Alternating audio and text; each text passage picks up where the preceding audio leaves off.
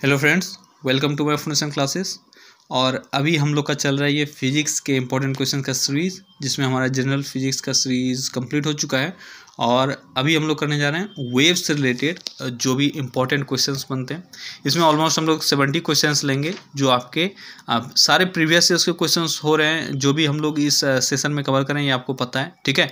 तो वेव्स और साउंड से रिलेटेड जो भी इंपॉर्टेंट क्वेश्चन है वो हम लोग अभी कवर करेंगे। तो चलिए देखते हैं कौन कौन से क्वेश्चंस हैं आपके लिए।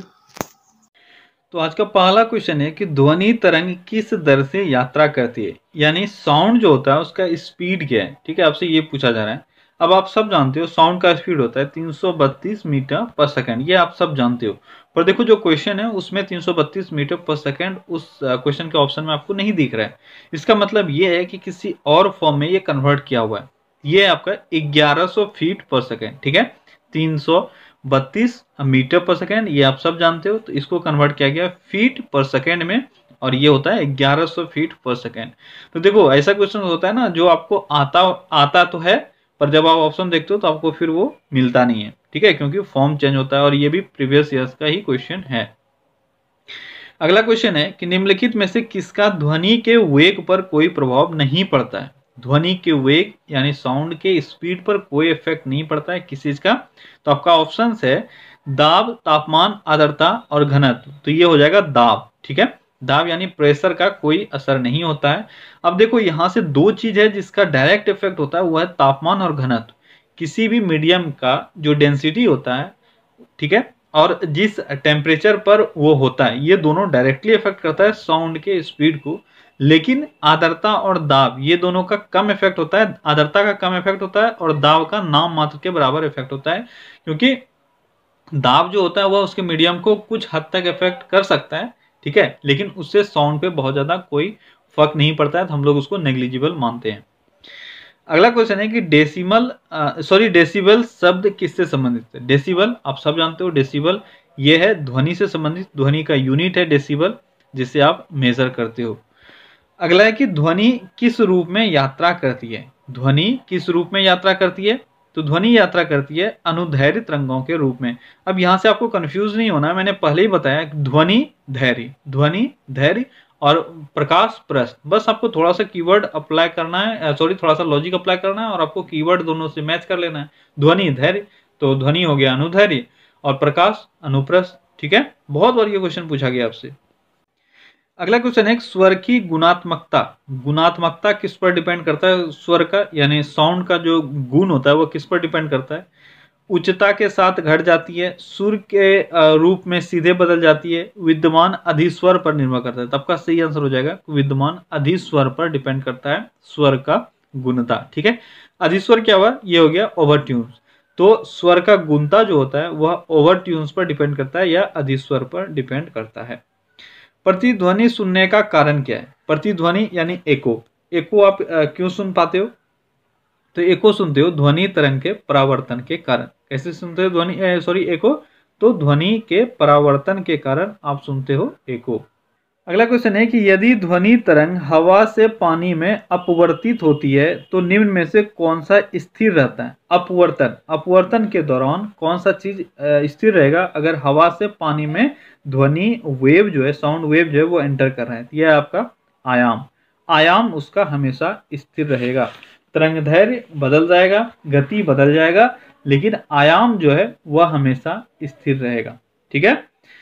अगला क्वेश्चन है कि ध्वनि वायु में तीव्र गति से चलती है, क्यों। अब देखो अगर हवा में यानी वायु में ध्वनि तीव्र गति से चल सकती है तो उसमें तीव्रता का क्या इफेक्ट हो सकता, उसमें ह्यूमिडिटी का क्या असर हो सकता है, ये आपको जानना है। कि अगर ह्यूमिडिटी है हाई है, आर्द्रता उच्च है, तो उस हवा में ध्वनि जो है वह तीव्र गति से चलेगा। यहाँ से आपको दो पॉइंट याद रखना है कि हवा का जो घनत्व होता है वह आर्द्रता युक्त वायु में कम होता है। ये आप याद रखना, वायु का घनत्व जो आर्द्रता युक्त वायु में कम होता है और बिना आर्द्रता का अधिक होता है। लेकिन स्पीड जो है साउंड का वह आर्द्रता युक्त हवा में ज्यादा होता है। ये आपको ध्यान रखना है। अगला है क्वेश्चन, अनुदैर्घ्य तरंगें किसमें से नहीं गुजर सकती। तो जो भी आपको ऑप्शन में दिया हुआ है इसमें से अनुदैर्घ्य तरंग किससे नहीं गुजर सकता है, यह है निर्वात। निर्वात में अनुदैर्घ्य तरंगें नहीं गुजर सकती है। अनुदैर्ध्य तरंगें ठोस, द्रव, गैस सबसे गुजरती है। दो चीजें आपको यहाँ से आता है कि अनुदैर्ध्य तरंग और अनुप्रस्थ तरंग। अनुप्रस्थ तरंग सिर्फ और सिर्फ ठोस से ही गुजर सकता है, लेकिन अनुदैर्ध्य तरंग ठोस, द्रव और गैस सबसे गुजर सकता है, लेकिन निर्वात से नहीं गुजर सकता। ठीक है, अगला क्वेश्चन है, निम्न में से किस पदार्थ में ध्वनि का वेग महत्तम होता है, यानी सबसे अधिक ध्वनि का वेग किसमें होता है। तो जो भी आपके ऑप्शंस हैं यहाँ पर, सबसे ध्वनि का वेग अधिक किसमें होगा, ये होगा ग्रेनाइट में। किसमें होगा, ग्रेनाइट में। जो जितना सॉलिड होगा उसमें सबसे अधिक ध्वनि का वेग होगा। अगला क्वेश्चन है, सामान्यतः स्त्रियों की आवाज का तारत्व क्या होता है। पुरुषों के रेस्पेक्ट में जो स्त्रियों के आवाज का तारत्व होता है यानी पिच होता है, वो क्या होता है। तो क्या होता है स्त्रियों का तारत्व, ये पुरुषों की तुलना में अधिक होता है। पिच स्त्रियों का अधिक होता है और सुरीला भी स्त्रियों का आवाज अधिक होता है। अगला है, जब सितार और बांसुरी पर एक ही स्वर बजाया जाए तो उनसे उत्पन्न ध्वनि का भेद निम्नलिखित में से किसके अंतर के कारण किया जा सकता है। यानी एक ही स्वर सितार और बांसुरी दोनों पर बजाया जा रहा है, तो किस वजह से आप उस दोनों में अंतर कर पाओगे। तो आप उनके साउंड को उनके ध्वनि गुणता यानी क्वालिटी से अंतर कर सकते हो। ठीक है, अगर एक ही धुन बजाया जा रहा है सितार और बांसुरी पर, तो उनके क्वालिटी से आप उन दोनों को डिफ्रेंशिएट कर सकते हो। अगला क्वेश्चन है कि हवा में ध्वनि तरंगें होती है। तो हवा में ध्वनि तरंगें कैसी होती है, ये लॉन्गिट्यूडनल या लंबवत होती है। हवा में ध्वनि तरंगें लॉन्गिट्यूडनल या लंबवत होती है।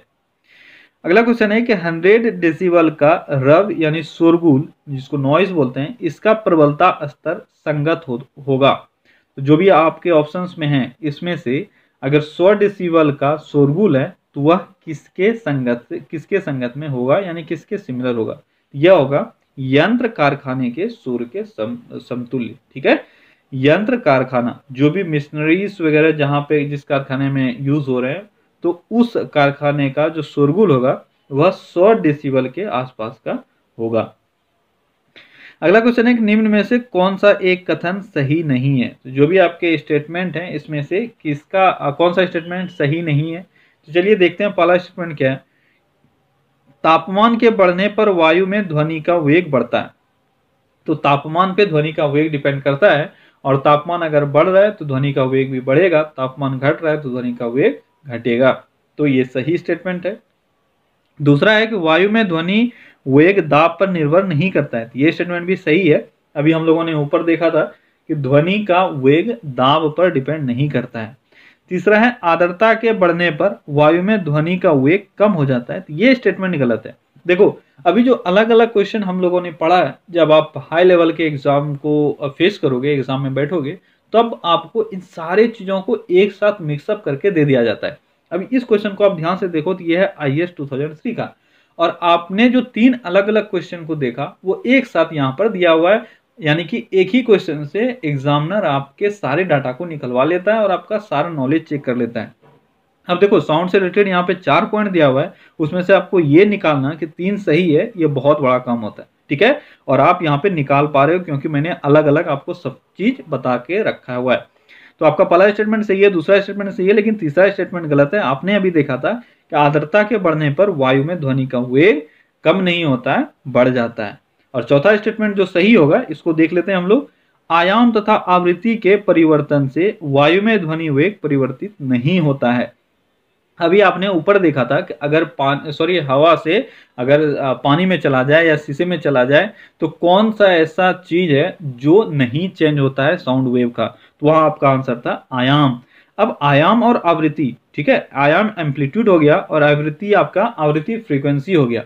यानी फ्रीक्वेंसी और एम्पलीट्यूड ये दोनों चेंज नहीं होता है, और वेवलेंथ हो इसका और वेलोसिटी हो, ये सारी चीजें चेंज होती है। तो यहाँ से आपको ये 4 चीजें याद रखनी है। ठीक है, बहुत अच्छा क्वेश्चन था। एक क्वेश्चन में आपका बहुत सारा डाटा क्लियर हो गया। चलिए देखते हैं अगला क्वेश्चन। अगला क्वेश्चन है कि चंद्रमा के धरातल पर 2 व्यक्ति एक दूसरे का बात नहीं सुन सकते हैं, क्या कारण है। इसका कारण है कि चंद्रमा पर वायुमंडल अवस्थित नहीं है, यानी वहां पर एटमॉस्फेयर नहीं है, जिसके कारण से कोई मीडियम नहीं मिलता है साउंड को ट्रेवल करने का। इसी कारण से एक आदमी अगर यहाँ खड़ा है, एक आदमी यहाँ खड़ा है, तो ये आपस में कुछ भी बात नहीं कर सकते हैं, क्योंकि ये अगर बोलेंगे तो इनका साउंड ट्रेवल नहीं होगा, और साउंड को ट्रेवल करने के लिए एक मीडियम चाहिए होता है, इस कारण से वहां पे ट्रेवल नहीं होगा। ठीक है, तो आंसर क्या हो जाएगा, चंद्रमा पर वायुमंडल नहीं है, इस कारण से वह बात नहीं कर पाएंगे। अगला क्वेश्चन है कि ध्वनि तरंगे, ध्वनि तरंगे क्या है, क्या पूछा जा रहा है, ध्वनि तरंगों से रिलेटेड कुछ पॉइंट्स दिया हुआ है। तो इसमें सबसे पहले मैं आपको सही आंसर बता देता हूँ, सारा ऑप्शन नहीं पढ़ूंगा। कि ध्वनि तरंगे ठोस तथा गैस दोनों माध्यम में ट्रेवल कर सकती है। ठीक है, यहाँ पे थोड़ा सा प्रिंटिंग मिस्टेक है, ठीक है, आप लिख ले रहा कि ठोस और गैस दोनों मीडियम में ट्रेवल कर सकती है। आप सब जानते हो कि ये ठोस और गैस दोनों में ट्रेवल करती है, लिक्विड में भी ट्रेवल करती है, सिर्फ निर्वात में ये ट्रेवल नहीं कर सकती है, भले ही स्पीड सब में अलग अलग होगा। अगला है कि ध्वनि की गति सबसे तेज होती है, ध्वनि की गति सबसे तेज होती है, किस चीज में सबसे तेज होती है, तो यह जो भी आपके ऑप्शंस में है उसमें से आपको चुनना है। यह है कांच, कांच में ध्वनि का गति सबसे तेज होगा। ऐसे अगर आपको इस्पात दिया रहे तो सबसे तेज जो भी आपके ऑप्शन में हो सकते हैं, इसमें सबसे तेज जो है वो इस्पात में होता है। ठीक है, इसमें सबसे तेज ध्वनि का स्पीड होता है, यानी साउंड का स्पीड होता है। अगला क्वेश्चन है कि हम लघु तरंगों के प्रसारणों को दीर्घ तरंग प्रसारणों की अपेक्षा अधिक अच्छी तरह क्यों सुन सकते हैं। क्या है क्वेश्चन, देखो आप एक बार फिर से पढ़ो कि हम लघु तरंग के प्रसारणों के को दीर्घ तरंग के प्रसारणों की अपेक्षा अधिक अच्छी तरह से सुन सकते हैं। इसका कारण क्या है, इसका कारण है कि दीर्घ तरंगों की अपेक्षा लघु तरंगों में अधिक ऊर्जा होती है। ठीक है, दीर्घ तरंगों की अपेक्षा लघु तरंगों में अधिक एनर्जी होता है, इस कारण से हम लोग लघु तरंग को अच्छी तरह से सुन सकते हैं। अगला क्वेश्चन है कि ध्वनि प्रदूषण स्तर की यूनिट क्या है। ध्वनि प्रदूषण को हम लोग किस चीज में मेजर करते हैं, तो आप सबको पता है कि ये मेजर करते हैं डेसिबल में। ठीक है, डेसिबल में हम लोग लाउडनेस को मेजर करते हैं। अगला क्वेश्चन है कि वायु में ध्वनि का वेग क्या करता है। अब आपको देखो ऑप्शन में तापमान से रिलेटेड दिया हुआ है एक स्टेटमेंट, जिसमें आपको ये बताना है कि वायु में ध्वनि का वेग क्या तापमान पे डिपेंड कर रहा है, किस तरह से कर रहा है। तो आप सारे स्टेटमेंट को पढ़ लेना, और मैंने आपको बताया हुआ वैसे इससे पहले वाले क्वेश्चन में कि जैसे जैसे तापमान बढ़ेगा ध्वनि का वेग बढ़ेगा, और जैसे जैसे तापमान घटेगा तो ध्वनि का वेग घटेगा। तो इसमें से आपका चौथा स्टेटमेंट जो है वो सही है, तापमान के घटने से घटता है। ठीक है, तापमान के घटने से ध्वनि का वेग घटता है, और सारा स्टेटमेंट जो है वो आपका सही है, सॉरी गलत है, एक ही यही स्टेटमेंट सही है कि वायु में ध्वनि का वेग तापमान के घटने से घटता है और बढ़ने से बढ़ता है। ठीक है, अगला क्वेश्चन है कि ध्वनि ऊर्जा को वैद्युत ऊर्जा में परिवर्तित करने वाला यंत्र का नाम क्या है। यानी कौन सा ऐसा यंत्र है जो ध्वनि ऊर्जा यानी साउंड एनर्जी को इलेक्ट्रिक एनर्जी में कन्वर्ट करता है। तो ये कौन सा है, ये है माइक्रोफोन। माइक्रोफोन का क्या काम है, आप देखो ये है माइक्रोफोन, आप यहाँ पे कुछ बोलते हो तो ये वायर से कनेक्टेड रहता है, यानी ये इलेक्ट्रिक एनर्जी में कन्वर्ट करता है साउंड एनर्जी को, और फिर आपके लाउड स्पीकर तक लेके जाता है, जहाँ पर लाउड स्पीकर में क्या क्या रहता है, इलेक्ट्रिक एनर्जी को साउंड एनर्जी में कन्वर्ट कर दिया जाता है। ठीक है, अगला क्वेश्चन है कि प्रवर्धकों में ऋणात्मक पूर्णवरण होता है। ऋणात्मक पूर्णवरण होता है, क्या होता है वो ऋणात्मक पूर्णवरण, तो वो बैंड की चौड़ाई को बढ़ाता है और शोर को बढ़ाता है। ये प्रवर्धक क्या हुआ, ये हुआ आपका एम्पलीफायर। ठीक है, तो एम्पलीफायर में जो ऋणात्मक पूर्णवरण होता है वह बैंड की चौड़ाई को बढ़ाता है और शोर को यानी नॉइज को भी बढ़ाता है। अगला क्वेश्चन है कि रात के समय आवासीय क्षेत्र में शोर का अनुमत स्तर क्या है। यानी रात के समय जो आपका रेसिडेंशियल एरिया है उसमें जो शोर का होता है यानी जो नॉइज है उसका कितना रेंज हो सकता है, या क्या कितना डेसिबल है जो अनुमति मिला हुआ है, यानी इस रेंज तक का शोर हो सकता है, इससे अधिक नहीं हो सकता है रात के समय। ये आपका 45 डेसिबल। ठीक है, 45 डेसिबल इतने तक का अनुमति मिला हुआ है। एक्चुअली में ये है क्या, ये रात में देखो 10 बजे के बाद लगभग 55 डेसिबल, सॉरी 6 बजे से लेकर 10 बजे तक, 10 बजे के बाद नहीं, 6 बजे से 10 बजे तक ये 55 डेसिबल तक का परमिशन मिला हुआ है। ठीक है, इंडिया में। और फिर रात को 10 बजे के बाद से लेकर 6 बजे सुबह तक ये 45 डेसिबल। ठीक है, आप इसको याद रखना। 55 डेसिबल ये आपका 6 से 10 मैक्सिमम हो सकता है 55 डेसिबल तक, 6 बजे से शाम से लेकर 10 बजे शाम तक, और 10 बजे रात तक, और फिर 10 बजे रात से लेकर सुबह के 6 बजे तक 45 डेसिबल साउंड हो सकता है, इससे अधिक नहीं हो सकता है। अगला क्वेश्चन है कि एक गतिमान माइक्रोफोन में क्या होता है एक गतिमान माइक्रोफोन में, यानी यहाँ आपसे पूछा जा रहा है कि माइक्रोफोन का काम करने का तरीका क्या होता है। तो इस एक गतिमान माइक्रोफोन में माइक्रोफोन का प्रतिरोध ध्वनि तरंग के दबाव के अनुसार बदलता है। ठीक है, माइक्रोफोन का जो प्रतिरोध रेजिस्टेंस जो होता है उसका ध्वनि तरंगों के लेवल के अनुसार उसका दबाव चेंज होता है। इस कारण से आपका साउंड रिकॉर्ड होता है और फिर वो कन्वर्ट होता है। अगला क्वेश्चन है कि डेसिबल है, तो डेसिबल क्या है, मैंने अभी आपको बताया हुआ है कि डेसिबल ध्वनि स्तर को मापने का एक यूनिट है। अगला क्वेश्चन है कि निम्न माध्यम में ध्वनि का वेग सर्वाधिक होगा। तो जो भी आपको ऑप्शन में है इसमें से सबसे ज्यादा ध्वनि का वेग किसमें होगा, ये होगा ठोस में। अगला है ध्वनि तरंगे हैं, तो ध्वनि तरंगे कैसी होती है, तो ये लंबवत यानी लॉन्गिट्यूडनल है, और ध्वनि तरंगे अनुदैर्ध्य तरंगे होती है।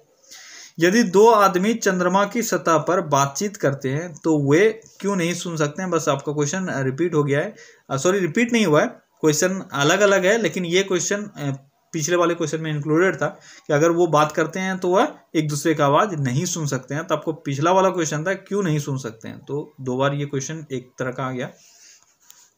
अगला क्वेश्चन है आपका कि पानी में ध्वनि की चाल वायु में ध्वनि की चाल से 4 गुना है। जब n आवृत्ति एवं तरंगदैर्घ्य की एक ध्वनि तरंग वायु से पानी में प्रवेश करती है तो उसकी आवृत्ति एवं तरंगदैर्घ्य क्रमशः हो जाएगी। तो ये क्वेश्चन देखो अच्छा क्वेश्चन है, आपको फिर से एक बार क्वेश्चन पढ़ना पड़ेगा इसको सॉल्व करने के लिए कि क्या बोला जा रहा है कि पानी में ध्वनि की चाल वायु में ध्वनि की चाल की 4 गुनी है। ठीक है, पानी में ध्वनि की चाल वायु में जो ध्वनि का चाल है उसका 4 गुना है। जब n आवृत्ति एवं तरंगदैर्घ्य की एक ध्वनि तरंग वायु से पानी में प्रवेश करती है तब उसकी आवृत्ति एवं तरंगदैर्घ्य क्या हो जाएगी। अब देखो यहाँ पर आपको कंफ्यूजन नहीं होना चाहिए, मैंने आपको बताया हुआ है कि आवृत्ति कहीं पर भी चेंज नहीं होता है। अगर हवा से वायु से अगर पानी में ध्वनि एंटर कर रहा है तो वहां पर आवृत्ति चेंज नहीं होगा। यानी आपका पहले आवृत्ति कितना था, ये था n फ्रीक्वेंसी दिया हुआ है आपका, आवृत्ति यानी फ्रीक्वेंसी n दिया हुआ है, फ्रीक्वेंसी चेंज होगा नहीं तो दोबारा भी फ्रीक्वेंसी n ही होगा। ठीक है, तो एक आंसर आपको मिल गया। और यहाँ पर चाल दिया हुआ है, वायु में चाल दिया हुआ है और उसका 4 गुना हो जाता है पानी में, तो चाल 4 गुना हो जाएगा यानी ये हो जाएगा 4 टाइम्स। ठीक है, तो आपका आवृत्ति और तरंगदैर्घ्य दोनों मिल गया, ये है n और ये हो जाएगा 4, तो आपका सही आंसर है 2। तो अच्छा क्वेश्चन है, लेकिन बस आपको थोड़ा सा कॉमन सेंस अपना रखना है और फिर आपका आंसर आ जाएगा। अगला क्वेश्चन है कि ध्वनि तीव्रता की डेसिबल में वह अधिकतम सीमा जिससे ऊपर व्यक्ति सुन नहीं सकता है। ठीक है, यानी वो मैक्सिमम डेसिबल जिसके एवब अगर आप सुनते हो तो बहरा होने का चांस ज़्यादा हो जाता है, ये आपका 85 डेसिबल। 85 डेसिबल मैक्सिमम रेंज है जिसको हम लोग सुन सकते हैं। ऐसे परमिसेबल जो आपका रेंज है डेसिबल में वो है आपका 50 से 60। ठीक है, 50 से 60 डेसिबल ये है आपका ऑडियोबल रेंज जिसको आप आसानी से सुन सकते हो और आपके कान पर असर नहीं होगा। लेकिन अगर 85 डेसिबल एंड एबव है तो वह आपके लिए हानिकारक है, परमानेंट डैमेज कर सकता है आपके कान को। अगला है ध्वनि तरंगें किसके कारण प्रतिध्वनि उत्पन्न करती है। प्रतिध्वनि किसके कारण उत्पन्न करती है, तो ये करती है परावर्तन यानी रिफ्लेक्शन के कारण। अगला क्वेश्चन है कि एक ओर बंद तथा दूसरी ओर खुली एक पाइप देगी, यानी एक पाइप एक तरफ से बंद है और दूसरी तरफ से खुली हुई है, तो यह किस तरह का हार्मोनिक्स देगा, तो यह सभी विषम यानी ऑड हार्मोनिक्स आपको देगा। ठीक है, अगर एक पाइप एक तरफ से बंद है यानी पूरी तरह से बंद और दूसरा तरफ से खुला हुआ है तो आपको ये सभी तरह का विषम हार्मोनिक्स यानी ऑड हार्मोनिक्स देगा। अगला क्वेश्चन है कि डॉपलर प्रभाव संबंधित है। डॉपलर प्रभाव यानी डॉपलर इफेक्ट किससे संबंधित है, तो डॉपलर इफेक्ट संबंधित है ध्वनि से। किससे संबंधित है, ध्वनि से। और डॉपलर इफेक्ट क्या कहता है कि एक सोर्स, मान लो साउंड का सोर्स अगर आपसे दूर जाता है तो साउंड का जो इंटेंसिटी है वो कम होता जाएगा और अगर नजदीक आता है तो साउंड का इंटेंसिटी बढ़ता जाएगा। तो ये इफेक्ट किसके अनुसार है, यह है डॉपलर इफेक्ट के अनुसार। अगला क्वेश्चन है कि ध्वनि तरंगे वायु में किस रूप में चलती है, तो किस रूप में चलती है ध्वनि तरंगे, यह अनुदैर्घ्य प्रत्यास्थ तरंगे हैं, इस रूप में चलती है। तो बस आपको क्वेश्चन अलग अलग तरीका से पूछा जाएगा, आंसर आपको दिमाग में रखना है कि किस तरह का तरंग ध्वनि तरंग है। अगला क्वेश्चन है कि निम्नलिखित में से कौन सी घटना ध्वनि तरंगों द्वारा प्रदर्शित नहीं की जाती है। तो जो भी आपके ऑप्शन हैं इसमें से कौन सा ऐसा घटना है जो ध्वनि तरंगों के द्वारा नहीं शो किया जाता है। यह है ध्रुवन यानी पोलराइजेशन। ध्वनि तरंग यानी साउंड वेव्स पोलराइजेशन शो नहीं करता है। परावर्तन, अपवर्तन और विवर्तन ये सब ये शो करता है। अगला क्वेश्चन है कि ध्वनि तरंगें किसी एक स्थान से अन्य स्थान तक किसी राशि x का हस्तांतरण करती है। तो राशि x है। बहुत अच्छा क्वेश्चन है, ठीक है। यहाँ पर ध्वनि का यानी साउंड का जो साउंड वेव का जो डेफिनेशन है वो आपको दिया हुआ है। अगर वो आपको याद है तो आप इसको आसानी से मार सकते हो। तो इसका सही आंसर है ऊर्जा, ठीक है। अब इसको फील करो कि ध्वनि तरंगें किसी एक स्थान से अन्य स्थान तक किसी राशि ऊर्जा का हस्तांतरण करती है, ठीक है।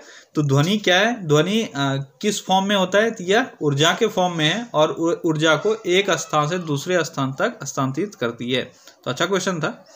अगला क्वेश्चन है कि एक व्यक्ति को अपनी प्रतिध्वनि सुनने के लिए परावर्तक तल से कितनी दूर खड़ा रहना चाहिए। अगर कोई व्यक्ति अपना प्रतिध्वनि सुनना चाहता है, एको सुनना चाहता है, तो उसको कितने डिस्टेंस पर खड़ा रहना पड़ेगा। तो यह आपका 56 फीट, ठीक है। या तो ये 17 मीटर होता है, आप दोनों याद रखना, 17 मीटर या 56 फीट।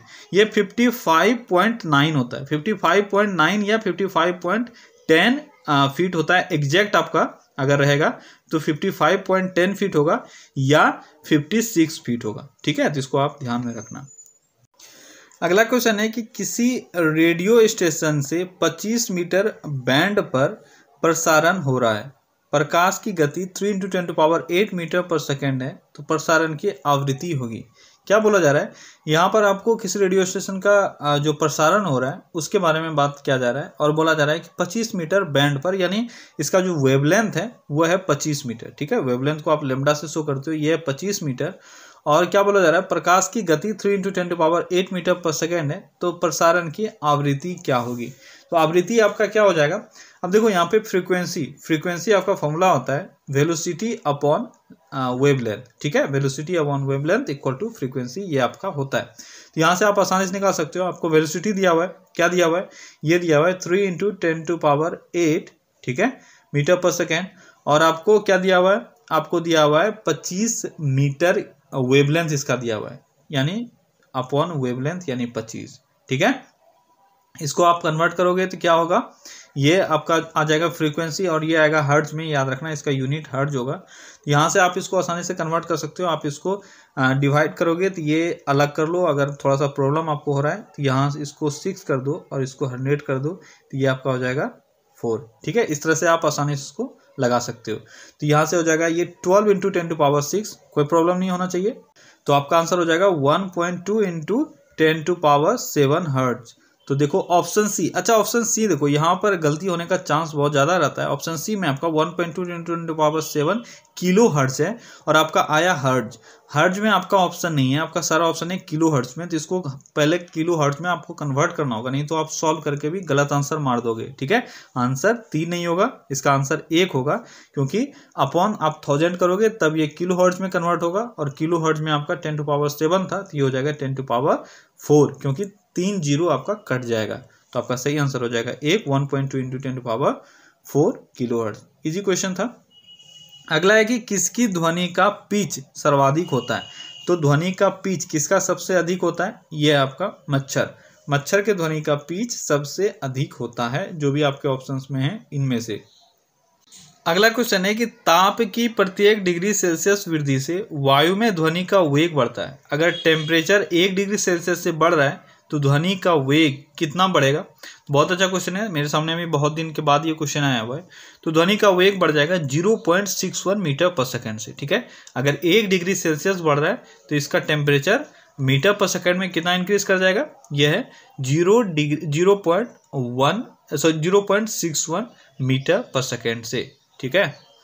अगला है कि हवा में ध्वनि वेग पर प्रभाव नहीं पड़ता है। हवा में ध्वनि के वेग पर प्रभाव नहीं पड़ता है किसी से, तो यह है वायुमंडलीय दाब से, एटमॉस्फेरिक प्रेशर से हवा में ध्वनि का वेग कोई असर नहीं होता है। अगला क्वेश्चन है कि 3 सेंटीमीटर सूक्ष्म तरंगों की सेकेंडों में दोलन की अवधि क्या होगी। अच्छा क्वेश्चन है। आपको क्या बोला जा रहा है कि 3 सेंटीमीटर का आपको सूक्ष्म तरंग दिया है, यानी माइक्रोवेव दिया हुआ है, और सेकेंड में आपको इसका दोलन का अवधि पूछा जा रहा है। अभी देखो ऊपर मैंने आपको एक फॉर्मूला बताया। किस चीज़ का फॉर्मूला मैंने बताया था? ये बताया था मैंने फ्रीक्वेंसी का। ठीक है, फ्रीक्वेंसी क्या होता है? वी वाई यानी वेलोसिटी अपॉन क्या होता है? वेलोसिटी अपॉन आप इसमें अगर इसका वेवलेंथ लेते हो तो ये आपका निकल जाता है फ्रीक्वेंसी। ठीक है, और फ्रीक्वेंसी और टाइम पीरियड का क्या रिलेशन है? ये है 1/t, यानी फ्रीक्वेंसी जो होता है वो टाइम पीरियड के रेसिप्रोकल होता है। ठीक है, ये दो चीज़ें आपको यहाँ से याद रखना है कि अगर टाइम पीरियड बढ़ रहा है इसका मतलब इसका फ्रीक्वेंसी घटेगा, और टाइम पीरियड घट रहा है तो इसका फ्रीक्वेंसी बढ़ेगा। इसी कारण से यहाँ से आपको फॉर्मूला एक निकलता है 1/t, frequency is equal to reciprocal of T. ठीक है, ये आपको याद रखना है। तो यहाँ से अभी बस एक ही फॉर्मूला को आपको यूज़ करना है, उसको यूज़ कर लो, फ्रीक्वेंसी निकाल लो या डायरेक्ट निकाल लो आप। तो यहाँ से चलिए हम लोग पहले फ्रीक्वेंसी निकाल देते हैं इसका। आपको दिया हुआ क्या है? आपको दिया हुआ है वेवलेंथ लैम्डा, ये 3 सेंटीमीटर दिया हुआ है। ठीक है, स्पीड आप साउंड का स्पीड ले लो, ये क्या होता है? ये आपका होता है 3 × 10⁸ मीटर पर सेकेंड। ठीक है, अब आपको निकालना क्या है? या तो आप फ्रीक्वेंसी f निकाल लो, उसके बाद 1/f करके आप टाइम पीरियड निकाल लेना, या फिर आप डायरेक्टली यहाँ से टाइम पीरियड निकाल लो। दोनों में से कुछ भी कर सकते हो। तो टाइम पीरियड ये क्या हो जाएगा? आपका फ्रीक्वेंसी होता था वी वाई लेमडा, तो आपका टाइम पीरियड क्या हो जाएगा? ये हो जाएगा λ/v। ठीक है, यहाँ से बस इसको अप्लाई करो आप। तो लेमडा अपना क्या है? ये टाइम पीरियड मैं निकालता हूँ। लेमडा अपना है 3 सेंटीमीटर। ठीक है, 3 सेंटीमीटर। तो इसको सबसे पहले आप मीटर में कन्वर्ट करो, 3/100 हो जाएगा, अपॉन आपका जो वेलोसिटी था वो क्या था? 3 × 10⁸ मीटर पर सेकेंड। ठीक है, ये आपका टाइम पीरियड निकल गया सेकेंड में। तो यहाँ से 3 से 3 खत्म हो जाएगा, ये क्या हो गया? 1/10⁻, ये देखो 8 यहाँ है और 2 यहाँ, यानी 1/10⁻10। तो इसको जब ऊपर लेके जाओगे तो ये क्या हो जाएगा? ये हो जाएगा 1 × 10⁻−10 सेकेंड। ठीक है, सिंपल सा था लेकिन अच्छा क्वेश्चन था, आपको आना चाहिए। तो इसका सही आंसर है 2, 1 × 10⁻−10 सेकेंड। ठीक है, आपको सेकेंड में ही पूछा जा रहा था। अगला है कि ध्वनि की उच्चता किस पर निर्भर करती है? उच्चता, ध्वनि की उच्चता किस पर निर्भर करती है? ये निर्भर करती है उसके आयाम पर, यानी एम्पलीट्यूड पर। ठीक है, अगला क्वेश्चन है 0.3 मीटर की तरंगदैर्घ्य वायु में उत्पन्न होती है और यह 300 मीटर पर सेकेंड की गति से यात्रा करती है, यह किस प्रकार की तरंग होगी? बहुत अच्छा क्वेश्चन है। इसको बिना सॉल्व किए आप नहीं बता सकते हो। अगर आपको सॉल्व करने आता है तो फिर आप आसानी से उसको सॉल्व करके बता सकते हो। एक क्वेश्चन में यहाँ पे आपका न्यूमेरिकल भी चेक हो रहा है और दूसरा आपका जो मेमोरी पावर है उसको भी चेक किया जा रहा है। ठीक है, तो बहुत अच्छा क्वेश्चन है। और देखो ये पूछा कहाँ गया है? ये एसएससी में पूछा गया है। ठीक है, एलडीसी के एग्जाम में। तो आप सॉल्व करके देखो इसमें क्या होगा इसका आंसर। तो चलिए सबसे पहले एक बार डाटा देख लेते हैं क्या है कि 0.3 मीटर की तरंगदैर्घ्य यानी वेवलेंथ दिया हुआ है 0.3 मीटर और यह 300 मीटर पर सेकेंड की गति से यात्रा कर रही है। ठीक है, अब आपको बताना है कि किस प्रकार का यह तरंग है। तो अब देखो आपको किस तरह का ये तरंग है, इसको सॉल्व करने के लिए सबसे पहले आपको पता होना चाहिए कि इसका फ्रीक्वेंसी क्या है। अगर फ्रीक्वेंसी आपको पता चल जाएगा तो आप फिर बता सकते हो कि किस तरह का ये तरंग है। तो फ्रीक्वेंसी इसका निकालते हैं। फ्रीक्वेंसी सेम फॉर्मूला आपको अप्लाई करना है। क्या अप्लाई करना है? v/λ यानी वेलोसिटी अपॉन वेवलेंथ। तो v इसका क्या था? इसका दिया हुआ है 300 मीटर पर सेकेंड और इसका वेवलेंथ कितना है? ये 0.3 मीटर। ठीक है, इसको उड़ा दो पॉइंट को, तो यहाँ पे एक 0 आ जाएगा और 3 से आपका 3 कट गया। ये हो गया आपका 1000 हर्ट्ज। ठीक है, सिंपल सा क्वेश्चन है पर ध्यान से आप समझो। 1000 हर्ट्ज। अब आप कैसे बता सकते हो कि किस तरह का वेव है? तो आप देखो, आपको पता है कि 20 हर्ट्ज से लेकर 20,000 हर्ट्ज तक, ठीक है, 20,000 हर्ट्ज तक ये होता है आपका ऑडिएबल साउंड, यानी श्रव्य योग्य ध्वनि। ठीक है, श्रव्य ध्वनि इसको बोलते हैं हिंदी में, ऑडिएबल साउंड इसको इंग्लिश में बोलते हैं। 20,000 हर्ट्ज से अगर ज़्यादा होता है तो इसको बोलते हैं अल्ट्रासोनिक साउंड, और 20 हर्ट्ज से कम होता है जिसको बोलते हैं इंफ्रासोनिक साउंड। ये कॉन्सेप्ट आपको पता है, बस यही कॉन्सेप्ट आपको अप्लाई करना है। ये है आपका 1000 हर्ट्ज। तो इस रेंज में कहाँ आएगा, ये आएगा 20 हर्ट्ज से 20,000 के बीच में, यानी ये जो ध्वनि आपका हुआ ये हो जाएगा ऑडिएबल साउंड। देखो कितना अच्छा क्वेश्चन है, ठीक है। ऐसे क्वेश्चन पढ़ने वाले स्टूडेंट के लिए बहुत इंटरेस्टिंग क्वेश्चन होते हैं और उनको मजा आता है ऐसे क्वेश्चन को सॉल्व करने में, क्योंकि उनको पता है कि ये क्वेश्चन हर कोई सॉल्व नहीं कर सकता है। अगर जिसका कॉन्सेप्ट क्लियर है सिर्फ वही सॉल्व कर पाएगा, इसलिए उनको ऐसे क्वेश्चंस को सॉल्व करने में मजा आता है। तो आपका आंसर क्या हो जाएगा, आपका आंसर हो जाएगा श्रव्य तरंग यानी ऑडिएबल साउंड वेव, ये है, ठीक है। अच्छा क्वेश्चन था।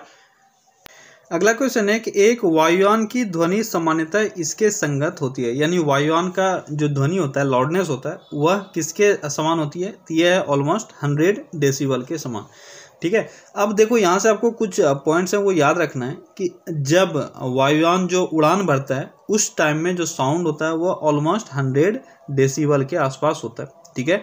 लेकिन जेट विमान जो होता है उसका जो साउंड का रेंज है वो है 120 डेसिबल से लेकर 140 डेसिबल तक, ठीक है। ऑन एन एवरेज ये रहता है 120 से 150 के आसपास, ओके। तो आपको ये याद रखना है कि इसका रेंज है 120 से 140 या 120 से 150 हो सकता है। लेकिन यहाँ पर जो हमारे क्वेश्चन में है इसके हिसाब से 100 डेसिबल के आसपास आपका आंसर होगा। अगला क्वेश्चन है कि 20 हर्ट्ज से लेकर 20,000 हर्ट्ज बारंबारता की ध्वनि यानी फ्रीक्वेंसी की ध्वनि निम्नलिखित में से क्या है। तो आप जानते हो ये क्या है, यह है श्रव्य या ऑडिएबल ध्वनि। यह अभी मैंने आपको बताया अभी, और आप पहले से भी जानते होंगे। 20 से कम को क्या बोलते हैं, ये बोलते हैं इंफ्रासोनिक, और 20,000 हर्ट्ज से अधिक को अल्ट्रासोनिक। अगला है ध्वनि तीव्र गति से चलती है। तो जो भी आपके ऑप्शन में इसमें से कौन सा ऐसा ऑप्शन है जहां पर आपका ध्वनि तीव्र गति से चलेगा, तो यह वायु की अपेक्षा लोहे में तीव्र गति से चलेगी। सिंपल सा क्वेश्चन है। अगला क्वेश्चन है कि अनुनाद डैश से संबंधित घटना है। अनुनाद यानी रेजोनेंस, ठीक है। अनुनाद का इंग्लिश होता है रेजोनेंस। तो रेजोनेंस किससे संबंधित है, यह है आयाम से यानी एम्पलीट्यूड से संबंधित एक घटना, ठीक है। रेजोनेंस ये क्या है, यह है एक तरह का ये कंपन यानी आपका वाइब्रेशन वाला प्रोसेस है, ठीक है। तो इसी से संबंधित आयाम यानी एम्पलीट्यूड से संबंधित यह एक घटना है। अगला क्वेश्चन है कि निम्नलिखित में से किसमें ध्वनि की गति सर्वाधिक होती है। तो जो भी आपके ऑप्शन में सबसे अधिक ध्वनि का गति किसमें आपको मिलेगा, यह है लोहा में। अगला क्वेश्चन है कि निम्न में से किस ध्वनि तरंग को मानव कान नहीं सुन सकता है। तो कौन से ध्वनि तरंग को मानव कान नहीं सुन सकता है, तो अभी मैंने बताया कि 20 हर्ट्ज से लेकर 20,000 हर्ट्ज तक ये सुन सकता है, इसके अलावा नहीं सुन सकता है। यानी अपस्रव तरंगों को भी नहीं सुन सकता और परावस्रव तरंगों को भी नहीं सुन सकता। आपका सही आंसर हो जाएगा 4, 1 और 3 दोनों। अगला क्वेश्चन है कि किस माध्यम में ध्वनि की गति अधिकतम होगी। तो जो भी आपके ऑप्शंस हैं इसमें से ताम्र यानी तांबा, कॉपर, इसमें ध्वनि का जो स्पीड है वो सबसे अधिक होगा। अगला है कि एक महिला की आवाज़ एक आदमी से तीक्ष्ण है। तीक्ष्ण नहीं श्रील, ठीक है। श्रीलनेस वो महिला का आवाज़ का ज़्यादा होता है, आप सब जानते हो। तो किस चीज़ के कारण ये होता है, तो हाई फ्रीक्वेंसी के कारण, यानी फ्रीक्वेंसी हाई होता है इस कारण से इसका तीक्ष्णता अधिक होता है, ठीक है। अगला क्वेश्चन है कि ध्वनि का किस माध्यम में गमन नहीं हो सकता है, यानी कौन सा ऐसा मीडियम है जिसमें ध्वनि ट्रेवल नहीं कर सकती है। तो वो कौन सा है, वो है निर्वात यानी वैक्यूम। अगला क्वेश्चन है कि निम्नलिखित में से किससे ध्वनि नहीं गुजर सकती है। तो देखो निर्वात का इंग्लिश होता है वैक्यूम, ठीक है। तो ये दो ऐसा क्वेश्चन होता है, इंग्लिश मीडियम वालों को तो प्रॉब्लम नहीं होता है, लेकिन हिंदी मीडियम वालों को थोड़ा प्रॉब्लम होता है, इसलिए आपको दोनों आना चाहिए कि निर्वात का इंग्लिश क्या होता है, ये होता है वैक्यूम या वैक्यूम। तो उसमें भी आपका ध्वनि ट्रेवल नहीं कर सकता है। ध्वनि डैश में अधिक तेजी से गति कर सकती है। तो आपके ऑप्शन के हिसाब से ये हो जाएगा स्टील, जिसमें सबसे अधिक तेजी से ध्वनि गति कर सकती है, ठीक है। अगला क्वेश्चन है कि अल्ट्रासाउंड से संबंधित आवृत्तियों का परास क्या होता है। अल्ट्रासाउंड अभी मैंने आपको बताया था कि इसका रेंज क्या होता है, 20,000 हर्ट्ज से एबव। तो आपका आंसर कौन सा हो जाएगा, ये हो जाएगा, देखो पहला क्या है 20,000 हर्ट्ज से नीचे, दूसरा है कि 20 हर्ट्ज से ऊपर, सॉरी पहला 20 हर्ट्ज से नीचे, दूसरा है 20 हर्ट्ज से ऊपर और तीसरा है 5 हर्ट्ज। तो आपका सही आंसर हो जाएगा 4 इनमें से कोई नहीं, ठीक है। क्योंकि आप पता है कि ये क्या होता है, ये 20,000 हर्ट्ज से ऊपर होता है, जो आपके किसी भी ऑप्शन में नहीं है। तो आपका आंसर हो जाएगा डी। अगला क्वेश्चन है कि दो वस्तुओं के मध्य ध्वनि की प्रतिध्वनि सुनाई पड़ने के लिए अल्पतम दूरी क्या होनी चाहिए। यानी अगर आपको रिफ्लेक्शन सुनना है साउंड का, ठीक है, जिसको हम लोग एको बोलते हैं, तो उसके लिए मिनिमम जो डिस्टेंस है वह कितना होना चाहिए, तो वह होना चाहिए 17.2 मीटर। मैंने अभी आपको बताया था कि 56 फीट रहेगा या 17 मीटर के आसपास रहेगा, तो यहाँ पे आपको एग्जैक्ट दिया हुआ है 17.2 मीटर। अगला क्वेश्चन है कि समुद्र की गहराई मापने और जल के भीतर पहाड़ियाँ, घाटियाँ, पनडुब्बियाँ, हिमशैलों तथा डूबे जहाज़ों आदि की निश्चित करने के लिए प्रयुक्त की जा रही तकनीक को क्या कहते हैं। तो यह सोनार, आप सब जानते हो कि इसको समुद्र में हम लोग नीचे क्या है, ज़मीन के नीचे क्या है, इसको पता करने के लिए हम लोग यूज़ करते हैं, ठीक है। और जो भी आपके ऑप्शन हैं इसमें से कोई एक डाल के आपसे पूछा जा सकता है, तो आंसर आपका हमेशा एक ही होगा और वो होगा सोनार। अगला क्वेश्चन है कि ध्वनि को एक स्थान से दूसरे स्थान पर जाने में कुछ समय लगता है, यह अधिकतम होता है। यानी एक स्थान से दूसरे स्थान तक को ध्वनि को जाने में जो समय लगता है, यह अधिकतम किस मौसम में हो सकता है। तो यह सर्दियों में अधिक हो सकता है, ठीक है। और आपको पता है कि क्यों अधिक हो सकता है। देखो थोड़ा सा ये लॉजिकली आप सोचो, आपको सिर्फ रटना नहीं है। आप जानते हो कि टेम्परेचर बढ़ने के साथ साथ 0.61 मीटर पर सेकेंड, अभी मैंने आपको बताया था कि जैसे जैसे 1 डिग्री सेल्सियस टेम्परेचर बढ़ता है उसके हिसाब से 0.61 मीटर पर सेकेंड हिसाब से टेम्परेचर के साथ साथ आपका साउंड भी बढ़ता है। अब आपको पता चल गया सर्दियों में टेम्परेचर कम होता है और गर्मियों में टेम्परेचर ज़्यादा होता है, जिसके कारण से जितना टेम्परेचर बढ़ता जाएगा ध्वनि का स्पीड बढ़ता जाएगा। अब आपको रटना नहीं पड़ेगा क्योंकि आपने लॉजिकली इसको समझ लिया कि क्यों गर्मियों में साउंड अधिक तेजी से ट्रेवल कर सकता है। आई होप कि आपको ये आंसर अच्छा लगा होगा, ठीक है। और मैं बीच में बोलता नहीं हूँ वीडियो के बीच में, लेकिन अगर आपको कंटेंट अच्छा लगता है तो आप वीडियो को लाइक ज़रूर किया करो और कमेंट में ज़रूर बताया करो कि आपको किस तरह का कंटेंट जो मैं प्रोवाइड कर रहा हूँ वो कैसा लग रहा है, ठीक है। और जितना हो सके आप शेयर किया करो। मैं वीडियो के बीच में नहीं बोलता, लेकिन अभी इतना अच्छा क्वेश्चन था मुझे बोलना पड़ा क्योंकि शायद आप लोग देख लेते हो उसके बाद फिर रिस्पॉन्स नहीं देते हो तो फिर मुझे अच्छा नहीं लगता है, ठीक है। इसलिए जब भी आपको अच्छा लगे तो आप ज़रूर लाइक क्या करो, ताकि उससे मुझे भी अच्छा लगता है कि यार आप लोगों को जो मैं प्रोवाइड करवा रहा हूँ वो पसंद आ रहा है। चलिए देखते हैं अगला क्वेश्चन क्या है। अगला क्वेश्चन है कि इनमें से किस माध्यम में ध्वनि की गति तीव्रतम होगी। फिर एक और क्वेश्चन है, यहाँ पर आपको पता करना है कि ध्वनि का जो स्पीड है वो मैक्सिमम किस में होता है। तो ये होता है ठोस में, यानी सॉलिड में, आप जानते हो।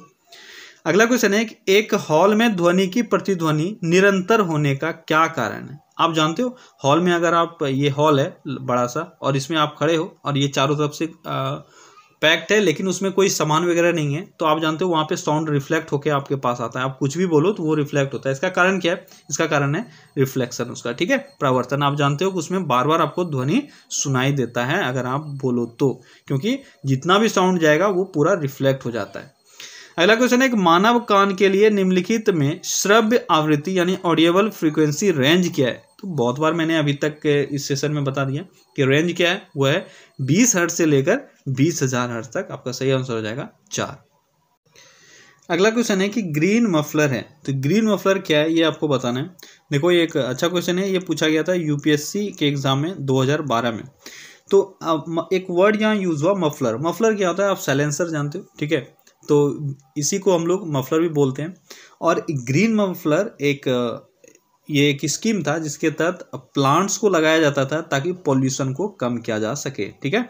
और ये भारत में 12th जो आपका पंचवर्षीय योजना है, 12वीं पंचवर्षीय योजना, इसमें ये चर्चे में रहा था। तो अब आपको ये समझ में आ गया ग्रीन मफलर क्या है, कि रोड साइड में जहाँ पे पॉल्यूशन, जिस सिटी में बहुत अधिक पॉल्यूशन है, ठीक है, उसके रोड साइड में 5 से 6 रो प्लांट लगाया जाता है, बहुत ही घना प्लांट, ताकि ये साउंड को अब्जॉर्ब कर ले और नॉइस पोल्यूशन कम हो जाए। और ऐसा एक्सपेक्टेड था कि ये ऑलमोस्ट 50% साउंड पोल्यूशन कम कर देता है। या डेसिबल में अगर आपसे पूछे तो ऑलमोस्ट 10 डेसिबल ये साउंड पोल्यूशन कम कर देता है, ठीक है। तो यहाँ से आपका ये क्लियर हुआ कि ग्रीन मफलर क्या है। तो ग्रीन मफलर ध्वनि प्रदूषण कम करने के लिए सड़कों के किनारे वृक्षारोपण का एक योजना था। अगला क्वेश्चन है कि पराध्वनिक गति का मापांकन किस इकाई से होता है। पराध्वनिक यानी सुपरसोनिक साउंड का बात किया जा रहा है। सुपरसोनिक साउंड को आप किस में मेजर करते हो, ये करते हो मैक में, ठीक है। मैक नंबर आपको पता है कि अर्नेस्ट मैक नाम से एक साइंटिस्ट थे, उन्होंने ये इन्वेंट किया था मैक नंबर, इसीलिए हम लोग इसको जानते हैं मैक नंबर। और सुपरसोनिक साउंड जो भी होते हैं आप मैक नंबर में ही बताते हो, ठीक है। मैक नंबर का एक रेंज थोड़ा सा आपको याद यहाँ पे रखना चाहिए कि मैक जो है, मैक नंबर अगर यह 1 से बड़ा और ऑलमोस्ट 5 से छोटा है, ठीक है। यहाँ पे 3 और 5 दोनों में से कोई भी आपको मिल सकता है। 5 से अगर छोटा है तो ये आपका हो जाएगा सुपरसोनिक साउंड। और अगर 1 से m छोटा है, m इज लेस देन 1 है, मैक नंबर इसका 1 से छोटा है तो ये आपका हो जाएगा सबसोनिक। और अगर 1 से बड़ा और 5 ऑलमोस्ट 5 तक ये मैक्सिमम जाता है तो ये हो जाएगा आपका सुपरसोनिक। एग्जाम में कहीं कहीं आपको 1 से 3 भी मिल सकता है, तो इसका आप ध्यान रखना, ठीक है। अगला क्वेश्चन है कि टेलीविजन प्रसारणों में श्रव्य संकेतों को प्रेषित करने के लिए प्रयुक्त तकनीक है, ठीक है। यानी आप जानते हो टेलीविज़न में आपका ऑडियो वीडियो दोनों एक साथ चलता है, तो उसमें रेडियो वेव्स को यूज़ किया जाता है एक स्थान से दूसरे स्थान को भेजने के लिए। तो इसमें आपको बोला जा रहा है कि श्रव्य संकेतों को प्रेषित करने के लिए कौन सा तकनीक यूज़ करते हैं, तो ये यूज़ करते हैं फ्रीक्वेंसी। क्या यूज़ करते हैं? फ्रीक्वेंसी।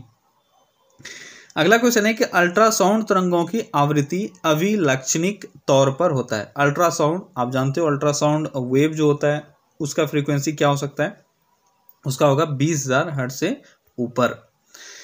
अगला क्वेश्चन है कि एक दिए गए आवृत्ति यानी फ्रीक्वेंसी के लिए प्रबलता या लाउडनेस संबंधित है। तो लाउडनेस संबंधित किससे होता है? ये होता है आयाम यानी एम्पलीट्यूड से। दिया हुआ अगर फ्रीक्वेंसी है तो उसका लाउडनेस जो है वह किससे रिलेटेड होगा? वह रिलेटेड होगा एम्पलीट्यूड या आयाम से। अगला क्वेश्चन है कि आवृत्ति या फ्रीक्वेंसी की इकाई निम्नलिखित में से कौन सी है? फ्रीक्वेंसी का इकाई क्या होता है? ये होता है हर्ट्ज, ये आप सब जानते हो। अगला क्वेश्चन है कि हवा में ध्वनि का वेग, हवा में ध्वनि का वेग जो भी आपके ऑप्शन है एक बार पढ़ लो क्या क्या है कि इसके दबाव के समानुपाती होता है। आप जानते हो प्रेशर पे ये डिपेंड करता ही नहीं है। इसके दबाव के वर्गमूल ये भी गलत है, इसके दबाव के वर्गमूल ये भी गलत है। तो ये हो जाएगा कि इसके दबाव से स्वतंत्र है, यानी यह प्रेशर पर डिपेंड नहीं करता है। ये मैंने अभी बहुत बार बता दिया है। ओके फ्रेंड्स, तो ये था हमारा जो वेव्स है उनसे related top 70 questions. I hope कि ये क्वेश्चंस आपको पसंद आए होंगे, ठीक है। आज के सेशन बस इतना ही। चलिए, आपको कैसा लगा आप कमेंट में ज़रूर बताना, और वीडियो को लाइक करो और शेयर ज़रूर करो जितना अधिक से अधिक हो सके, ताकि और भी आपके फ्रेंड्स जुड़ सकें और हम लोग फिर अच्छे से इसको और इस सेशन को मज़ेदार बना सकें। चलिए फिर से मिलते हैं अगले सेशन के साथ। Till then take care, bye bye.